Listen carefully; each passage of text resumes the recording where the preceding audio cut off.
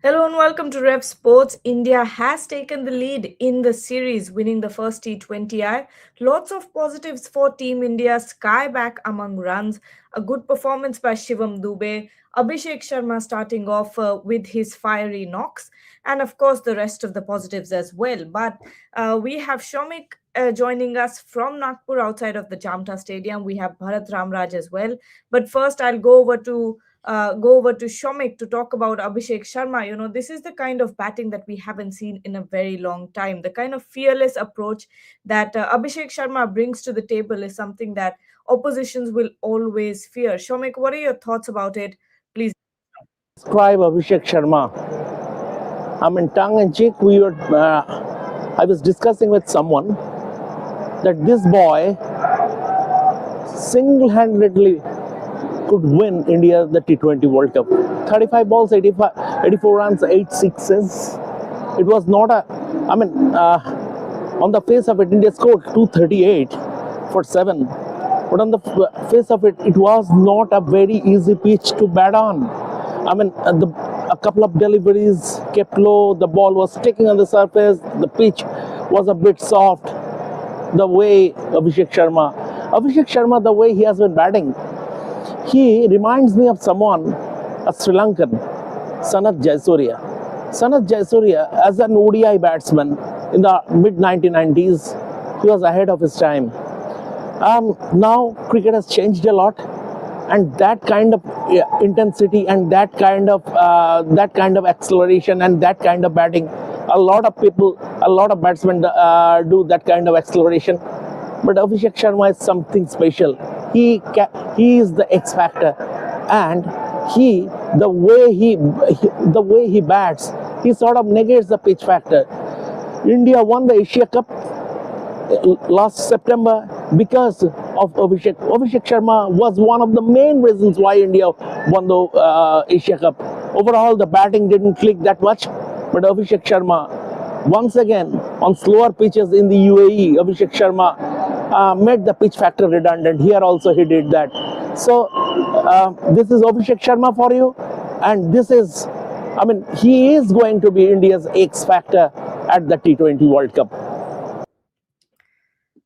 But the kind of batting that we're seeing from Abhishek Sharma at the moment, ever since he's been in this format, is absolutely incredible because the second he walks in from the get-go, he will always go for the big runs. Today as well, 84 off 35 deliveries. That's not a small score at all. That's a game-changing score from Abhishek Sharma. And I remember you talking about Abhishek in the work group while he was batting, and you said that we haven't seen India ever produce a fiery batter like this.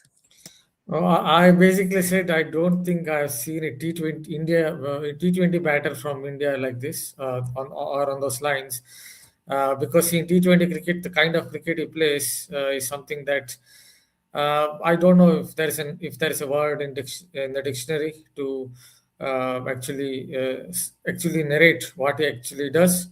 See, with Abhishek Sharma, the way he bats, it feels as if you look at the massive arc of his bat swing, it feels as if we are seeing some similarities with Chris Gale, and then he blends it with maybe Yuvraj Singh style. So that is how Abhishek Sharma bats.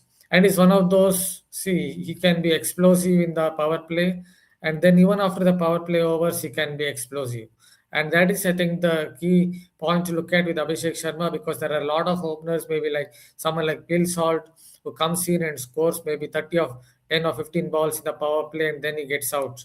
But Abhishek Sharma is someone who can be 30 or 15 balls after the power play and then go on to score 84 of 35 balls as well. So he's able to keep scoring those runs, keep getting those boundaries and sixes. He's a very good player of spin. That's an advantage for Abhishek Sharma, because maybe there are certain openers who are good in the power play, then they lose the plot against the spinners. But here is someone who is very good against spinners and is a pretty good player through the offside. Again, there are a lot of modern day hitters who clear the front leg and seem like maybe someone like Superman or He-Man through the onside. But when it comes to hitting through the offside, they're not even half that good. But Abhishek Sharma is someone who's pretty good through the offside, and I think that is what makes it difficult to stop him. And as I noted, the his style of batting is such that if someone else tries to copy it, it's very difficult. The massive arc of that bat swing coming maybe more from the gully region, or not necessarily gully, but coming at an angle, and then the way he's able to get through his bat swing. I think it's something that is incredible to watch as a connoisseur, because it's not just about amount of runs he scores, but the way he bats is something that is beyond one's comprehension. Bharat, Shomik also pointed it out that when we look back on the Asia Cup as well, most of those totals, Abhishek was doing the heavy lifting. And if we look at the home T20 World Cup as well, his form will be incredibly crucial for India. Yeah, how are you seeing Abhishek's contribution in the World Cup? Yes, see, Abhishek Sharma is a kind of player who might fail in a couple of games, and that is where I think the management has to back him, and I'm pretty sure they will back him because see, when someone takes so many risks, obviously that player would fail in a couple of games. You expect that to happen. So who knows, in the first couple of games or something on those lines in the T20 World Cup, he might fail, but I'm pretty sure the management then will back him, and he's the kind of player in the third or fourth game then can go on to score 50 of 20 balls and almost single-handedly break the game for you. So that is the speciality of Abhishek Sharma. So he's the kind of player, even if he fails, God forbid he doesn't, but even if he fails for 10 matches, he's the kind of player that you would back to the hills because he's very much a clutch player. It's something that, yeah, in different ways, in a different way, I had told about Ben Stokes in 2015 when England had dropped him from that 2015 World Cup squad. That they're pretty much crazy for doing this because he's a clutch player who, even if he fails in 20 matches, you just pick him, and 4 years later, he went on to win England a World Cup. Absolutely. Abhishek Sharma is a non negotiable in the World Cup squad at this moment. Without him, the squad looks completely incomplete. But the next person that I want to talk about is obviously the captain. We've been discussing about him for a long time. We've been discussing about his form as well. Is it or is it not concerning? But tonight he came out all guns blazing. Wasn't as aggressive as you would have liked to be, but all you want ahead of the World Cup is for your captain to get back into rhythm. And tonight, 32 runs off of 22 deliveries. I'll go back to Shomik and see what he thinks about Suryakumar Yadav and him coming back among runs tonight. Heartening to see Suryakumar Yadav scoring some runs. He got out in his 30s, all right. But if you look at it, once again, the pitch was not very easy. Even during when Surya was batting, a couple of deliveries kept pretty low. But Surya, once those lap sweeps are back, and see, I had a conversation with Praveen Amre a few days back, and Praveen Amre told me, look, Surya needs to focus on playing square of the wickets. So he is getting stuck, he is getting out in front of the wicket, and Surya today did just that. Gradually, early signs, 145 strike rate, Surya slowly, hopefully, he will get into the group. A couple of very well-timed lap sweep and a very good partnership also with Abhishek Sharma at number 4. And now it is settled. Suryakumar Yadav will bat at number 4. So, and today we saw just a glimpse of Surya. Maybe he is getting back his mojo bit by bit. Today was the first step. By the time the series would be over, Surya would be completely World Cup ready. Bharat, what are your thoughts tonight when you were watching Suryakumar Yadav bat? What was going on in your head? Does it look like the old Suryakumar Yadav to you before the dip in form happened? Still not at that level, but at least from his point of view, that he got 30 odd runs, and that should help him in terms of uplifting his confidence, because here is a player who has been really struggling over the last couple of years. Yes, in international cricket, that is. Yes, he's been struggling to hit through the line, to play on the rise. These are the things that Suryakumar Yadav used to do really well in the past. So much so that once in my copy I wrote it as makes you remember, or is basically the Rajinikanth of T20 cricket, because the way he is able to explore every nook and cranny of the ground. Surya Kumar Yadav's of 2026 is not at that level, but at least from his point of view or his perspective, he at least got some 30 odd runs. So hopefully in the next game he can go on to get a 60 or 70, because you would want your captain to be in form in a big tournament like the T20 World Cup. And of course, no, finishing is is complete without Rinku Singh coming in and adding those finishing touches, adding that cherry on top with his 44 of 20 balls. And I'll go back to Shamik once again before I come back to you, Bharat, about Rinku Singh and his exploits at the end. How on earth the selectors dropped Rinku Singh in the last couple of series? I mean, he is India's designated finisher. You saw his innings. Over 225 strike rate, 21 run final over against Darrell Mitchell, and the way he gave India's innings, the final push. I mean, he is tailor made for backhand batting, death overs batting, and Rinku is one player. I mean, initially it takes a couple of deliveries, but that doesn't matter. He knows where he would score runs. Rinku Singh should be one of the first names on the team sheet. And the way you saw this lineup, this is unless Tilak Verma is expected to come back to the fold, maybe in the fifth match of this series. If he comes back, he will replace, because Ishan Kishan is his replacement at number 3. Tilak Verma will be slotted into the playing 11. Otherwise, this is by and large India's playing 11 for the T20 World Cup. So from that point of view, Rinku Singh's role would be very, very crucial. And Rinku Singh at the back, he knows how to accelerate at the death overs.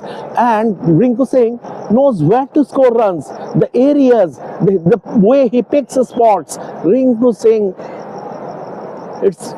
I mean, the selectors made the course correction. The selectors made the course correction and brought him back. As Shubman Gill was opening the innings, and they had to, not only they had to tweak the top order, they had to rejig the lower middle order, lower middle order also. And Jitesh Sharma was playing, but once again, Rinku Singh should be an automatic pick, and he is now back to the fold. So Rinku Singh will be there, and the way he scored runs today, it should augur well for India.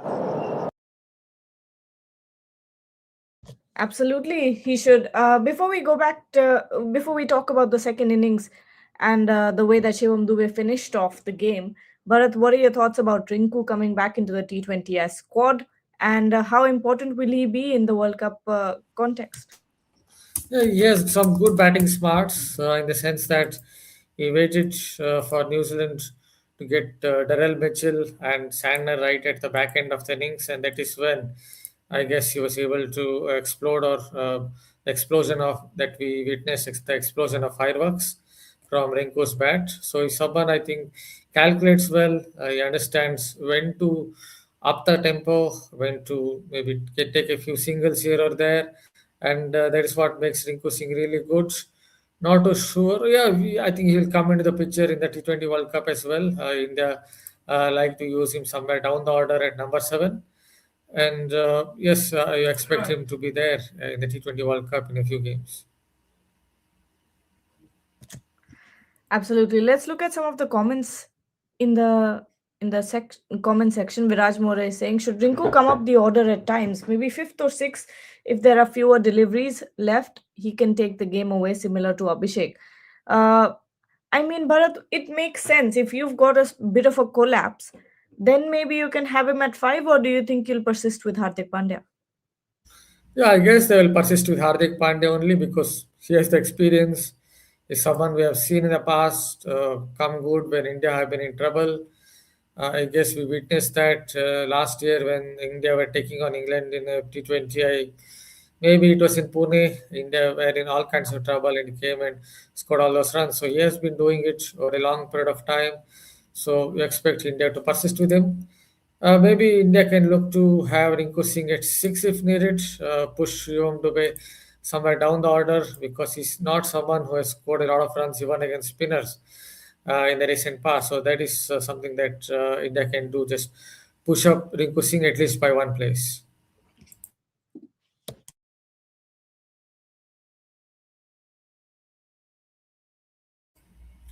Your volume. Oh, my bad. I had been talking all this while and I was on mute. But let's talk about the bowling a little bit. We were wanting Ashdeep Singh to make a comeback. He's back in the playing 11. Bharat, how did you look at his bowling? Of course, Hardik Pandya was incredibly expensive. So was Akshar Patel. But how are you looking at this entire bowling unit? See, first of all, I think the batting was quite easy out there. So one has to look at it from that perspective to expect Indian pacers or Indian bowlers to have good economy rates. So not very sure that would happen in those conditions. So Arshdeep Singh is a banker in T20I's friend. We expect him to take a wicket or two because, as I already noted, he has a left arm angle.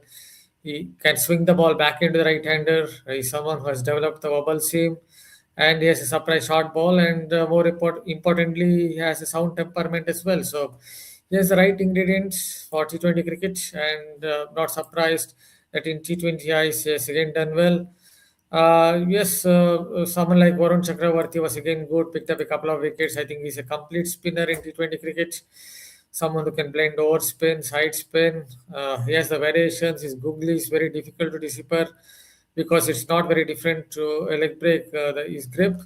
So yes, there's a lot of things going for him. Hardik Pandey, yes, it's true that he was somewhat expensive, but again, I go back to the point that in those conditions, it's very difficult for every single bowler to have a good economy rate. So India have a very balanced attack, and if I think if the Indian batters put runs on the board, then it's always going to be difficult to chase against this Indian lineup, bowling lineup.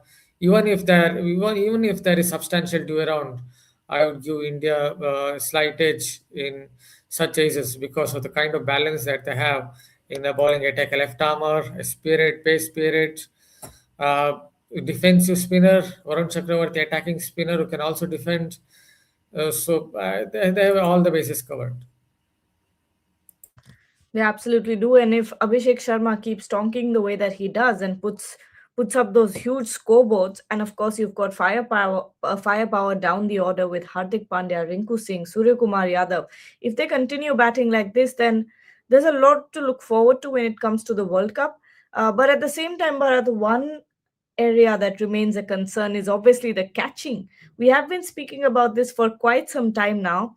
Back in the Asia Cup, it was because of the Ring of Fire in the Dubai International Stadium, but uh, throughout the South Africa and the New Zealand ODI series as well, we've seen some real slip ups happening. What do you think is the reason behind it, and why has India been struggling for so long? Sometimes it's difficult to blame a fielding coach. Maybe it comes down to the players as well. Maybe they're not watching the ball. That could be reason. Maybe some of them are not exactly athletic. Maybe in certain foreign countries, youngsters are a bit more athletic in the sense that they play a lot of rough and tough sports. That could be reason. Maybe they're not watching the ball. Basically, I believe currently the Indian team and especially that England cricket test team, they're competing to become the worst catching side since Pakistan in the 1990s. That is what I genuinely believe. The kind of number of catches that these two teams keep dropping. Curiously, India's under 19 side is a much better fielding side. And the same thing I could say about England under 19's fielding side when I saw them against Pakistan under 19, their catching was brilliant. So yes, as I noted, so sometimes it's difficult to blame a fielding coach, though I guess Sridhar is someone who will come under the fire, come under a lot of scrutiny for the kind of catches, for the number of catches that India have been dropping. Actually, I had a couple of conversations off the record, that is, during the Asia Cup. And the kind of things that Sridhar told me, I honestly felt that This guy understands fielding really well, the kind of technicalities that he talked about. So somewhere I'm not very sure that the fielding coach can be blamed here. Maybe it's also down to the players not getting it right. All right. I think we've taken much of the comments. There's one here. We'll take one final comment and then close the show. Dube as a bowler has improved a lot, taking wickets on regular basis and economical as well. Uh, you know, Bharat, when it comes to Shivam, he has been giving those breakthroughs when they are needed, even under pressure. What do you think about his bowling so far? See, first of all, is 6 feet 4 inches. So someone who's very tall, like that, you can really use you can use your action, you can use your height to maximize your potential. Someone I don't think he was snapping his back hard. After Moni Morkel has come in as a bowling coach, I can see that he's putting a lot more into section. He's able to snap his back hard really well, and that is when you're able to hit the deck hard and extract bounce and take advantage of your height. And that's what basically Shivam Dube is doing. Just observe what he did to Team David of all players in Australia on a pretty flat track. He got one to bounce awkwardly at 123 kilometers per hour, but the kind of bounce that he got ensured that Team David was dismissed. So I go back to that same point that for example, even if a bowler is bowling at 125 kilometers per hour, that is fine as long as he extracts bounce. I can give you an example. Rasik Salam in the RCB versus Kolkata Knight Riders game last year bowled one at 134 kilometers per hour, and it was very skiddy, and the batter smashed it for a boundary. Next over, Josh Hazlewood bowled at exactly the same pace as per the speed gun, 134 kilometers per hour, but got the ball to bounce extra, and that is how he hit higher up on the splice and dismissed the batter. So that tells you that the kind of advantage that you would get by extracting bounce from a slightly full length. And credit to, I think, Moni Morkel and the rest of the coaching staff for ensuring that Shivam Dube has maximized his potential as a bowler by making him to snap his back hard and get that bounce. Absolutely. So that sums up our discussion when it comes to the India versus New Zealand game. We'll be back tomorrow live at 12 p.m. to talk about the BCB stance. What is BCB going to do? They've been given a day by the ICC to decide whether or not they want to pull out of the tournament, because ICC has taken a vote to replace Bangladesh with Scotland if in case they do withdraw. So BCB has a day to decide, because ICC has refused their demand of changing the venue from India to Sri Lanka. So we'll come back at 12 tomorrow. By that time, we'll also have more updates on what's going on with the BCB situation. But till then, stay tuned to Rev Sports. Keep your eyes peeled on the platform.